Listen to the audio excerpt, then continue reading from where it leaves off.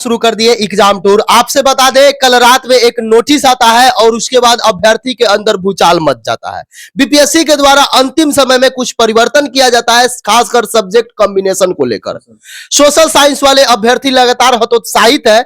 यदि बात किया जाए प्रेस कॉन्फ्रेंस में, तो इन सारे चीज पर चर्चा नहीं हुई थी। मैं संपूर्ण जानकारी इस पर नवीन सर से लेंगे। साइंस वाले विद्यार्थी भी देंगे, लेकिन उनके साथ कोई खास समस्या नहीं है, लेकिन सोशल साइंस वाले थोड़ा सा हतोत्साहित है। सर, आपका स्वागत है एग्जाम टूर। जी, बहुत बहुत धन्यवाद। सर, रात में नोटिस दिया जाता है और अभ्यर्थी परेशान हो जाते हैं। कोई जाके सेंटर से कॉल कर रहे हैं, कोई रूम से कॉल कर रहे हैं, किसी का कल एग्जाम है, मतलब सबको लेकर परेशानी बढ़ जाती है। सर, एक दिन पहले और चल जाइए तो इससे पहले प्रेस कॉन्फ्रेंस भी होता है, इससे पहले थोड़ा सा जाइए तो सुधार करने का मौका भी दिया जाता है, एक नोटिस भी दिया जाता है, लेकिन कल के नोटिस आने के बाद अभ्यर्थी परेशान चल रहे हैं। सर, हमको समझ में नहीं आता है कि बीपीएससी चाहती क्या है। जी, इतने मानसिक रूप से छात्र प्रताड़ित हो रहे हैं, परेशान हो रहे हैं।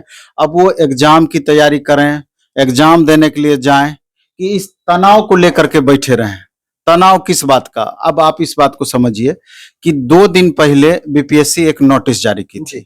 उसमें बीपीएससी के द्वारा ये कहा गया था कि जिनको भी फोटो को लेकर के परेशानी है और सब्जेक्ट कॉम्बिनेशन को लेकर परेशानी है सोशल साइंस में, तो उसको अपने हिसाब से आप बदल सकते हैं, क्योंकि आपकी बाध्यता है सब्जेक्ट कॉम्बिनेशन में हिस्ट्री, पॉलिटी, इकोनॉमी, ज्योग्राफी।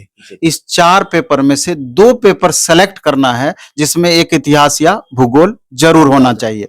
उसमें कहीं से भी ये चर्चा नहीं थी कि पहले इतिहास रखना है, उसके बाद में सब्जेक्ट रखना है, पॉलिटी, हिस्ट्री, ज्योग्राफी, जो भी आपको रखना है, कि पहले पॉलिटी रखना है, उसके बाद हिस्ट्री। आपको किसी भी तरीके से कॉम्बिनेशन अपना बनाना था, जिसमें एक इतिहास या भूगोल जरूर होना चाहिए था। बाध्यता कहीं भी नहीं थी पहले या बाद वाली। अब दूसरे दिन माननीय chairman sir Atul Prasad sir के द्वारा प्रेस कॉन्फ्रेंस किया गया।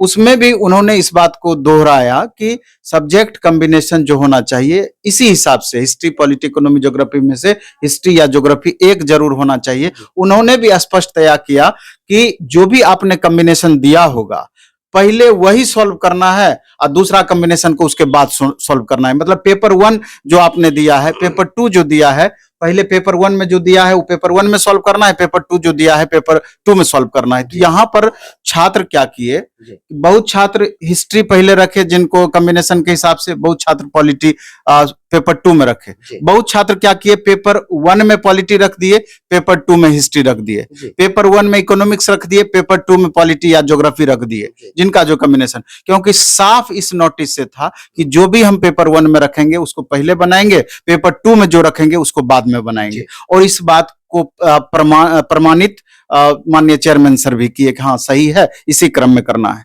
लेकिन ये सब होने के 1 दिन के बाद, यानी एग्जाम से 1 दिन पहले ये नोटिस आ जाता है। ये वाला नोटिस आप देख सकते हैं, और इस नोटिस में बाध्यता बदल दिया गया। अब छात्र मानसिक रूप से परेशान हो रहे हैं। लगातार फोन पे फोन, चूंकि बीपीएससी का फोन उठता नहीं है, लगातार छात्र बताते हैं कि बीपीएससी फोन किए थे, कोई रिस्पांस हमको मिल नहीं रहा है। अब जहां से पढ़े हैं या जिस पर विश्वास करते हैं, हो सकता है कि आप पर विश्वास करते हैं तो आपको कॉल जाता होगा, मेरे ऊपर विश्वास करते हैं तो हमको कॉल आता है कि सर आप ही थोड़ा हमको उचित मार्गदर्शन करें, गाइड करें, अब हमको क्या करना चाहिए। परेशानी कहाँ है, पहले इस बात को समझना है। जैसे इस नोटिस को पहले हम पढ़ देते हैं, अपने धीरे धीरे सारी बातों को हम इसमें क्लियर करते चले जाएंगे। तो इसमें लिखा हुआ है कि विज्ञापन संख्या 27/2023 विद्यालय अध्यापक के पदों पर नियुक्ति हेतु सामाजिक विज्ञान विषय के प्रश्न पत्र 3 भागों में विभाजित हैं। सही है? हाँ, भाग 1 में भाषा अर्हता संबंधित एग्जाम है, भाग 2 में सामान्य अध्ययन 40 प्रश्न जिससे रहना है, और भाग 3 में सामाजिक विज्ञान जो मेन सब्जेक्ट है। अब भाग 3 को 2 सेक्शन में बांटा गया है, सेक्शन 1 और सेक्शन 2 में। और सेक्शन 1 में अभ्यर्थी इतिहास या भूगोल विषय के प्रश्नों के उत्तर देने के लिए चयन करेंगे। अब यहाँ पर देखिए, यहाँ पर कंपल्सन लाया गया कि आप सेक्शन 1 में जब भी सॉल्व करेंगे, आपका या तो इतिहास होना चाहिए या भूगोल होना चाहिए। अब आगे बढ़ते हैं, सेक्शन 2 में अभ्यर्थी भूगोल, यदि सेक्शन 1 में चयन नहीं किया है तो भूगोल अथवा अर्थशास्त्र या राजनीति शास्त्र के प्रश्नों के उत्तर देने के लिए चयन करेंगे। इसका कहने का, और नीचे में इसका उदाहरण भी दिया गया, क्लियर किया गया है। उदाहरण स्वरूप अगर उम्मीदवार द्वारा सेक्शन 1 में इतिहास विषय का चयन किया गया है तो सेक्शन 2 में भूगोल ऑब्लिक अर्थशास्त्र ऑब्लिक राजनीति शास्त्र विषय में से किसी एक विषय का चयन करेंगे। और अगर उम्मीदवार का सेक्शन 1 में भूगोल विषय का चयन किया है तो सेक्शन 2 में अर्थशास्त्र या राजनीति शास्त्र विषय में से किसी एक विषय का चयन करेंगे। अब आइए मूल चीज पर। यहाँ से गायब है। हाँ, अब यहाँ पर आइए मूल चीज में। इसका मतलब ये हुआ कि जो स्टूडेंट इतिहास या भूगोल को पहला प्रायोरिटी में रखते हैं तो दूसरा प्रायोरिटी में उससे रिलेटेड कुछ भी पेपर रख सकते हैं। यानी कि कहने का इनका मतलब है कि इतिहास के साथ आप भूगोल भी रख सकते हैं, इतिहास के साथ पॉलिटी भी रख सकते हैं, इतिहास के साथ इकोनॉमी भी रख सकते हैं। इनका कहने का ये मतलब है। लेकिन अब दूसरा इसको पलटिए तो ज्योग्राफी के साथ इन्होंने कंपल्सन कर दिया कि ज्योग्राफी के साथ आप अगर सेक्शन 1 में ज्योग्राफी रखे हैं तो सेक्शन 2 में अर्थशास्त्र या राजनीति शास्त्र ही रख सकते हैं। ज्योग्राफी के साथ में इतिहास के बारे में इन्होंने चर्चा नहीं किया है। सवाल ये उठता है कि जो छात्र ज्योग्राफी प्रायोरिटी में रखे हैं पहले और हिस्ट्री को उन्होंने दूसरा प्रायोरिटी में रखा है, उसका क्या, वो कैसे सॉल्व करेंगे? ये एक बड़ा प्रश्न है। इसका कहीं भी इसमें उत्तर नहीं दिया हुआ है। ये डायरेक्ट बीपीएससी ही इसका जवाब देगी कि इस पर क्या करना है।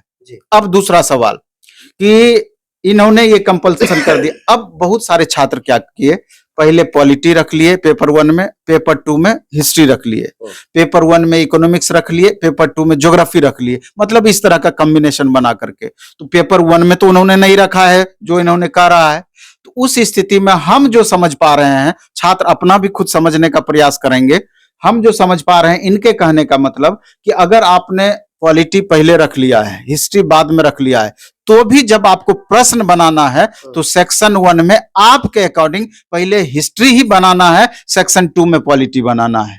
अगर इकोनॉमिक्स पहला प्रायोरिटी में आप रख लिए हैं और ज्योग्राफी दूसरा में, तो पहला में ज्योग्राफी ही बनाना है, सेकंड में इकोनॉमिक्स बनाना है। एकदम सही करना इनके अनुसार वहां जाकर आपको सही करना है। लेकिन सवाल ठीक है, स्टूडेंट इसमें समझ जाएंगे, लेकिन सवाल लास्ट में वहीं पर जाकर रुकती है कि जो ज्योग्राफी पहले रखेंगे उनके साथ हिस्ट्री का क्या।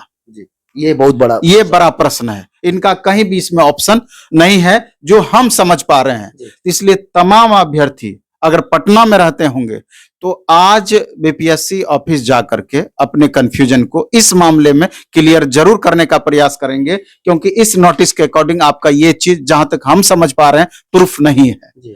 हालांकि हमने बहुत सारे छात्रों को आयोग भेजा भी है कि वहां आप माननीय चेयरमैन सर से तो मिलना थोड़ा टफ रहता है, लेकिन जो दूसरे संबंधित अधिकारी हैं वहां आप मिल सकते हैं, आप आईटी सेक्शन में मिल सकते हैं और अपनी बातों को सौहार्दपूर्वक रखिए कि कहीं भी कोई तनाव की स्थिति उत्पन्न ना हो। और वहां से पूछिए कि सर वास्तविक रूप से हमारा कॉम्बिनेशन क्या बनेगा अगर हमने ज्योग्राफी पहले रखा है, हिस्ट्री बाद में रखा है, इस तरीके से ये कंपल्सन है, तो क्या बनेगा। तो वो जैसे ही उधर से छात्रों की तरफ से हमको कुछ सूचना मिलेगी, शाम में इससे रिलेटेड एक और वीडियो हम बनाने का कोशिश करेंगे।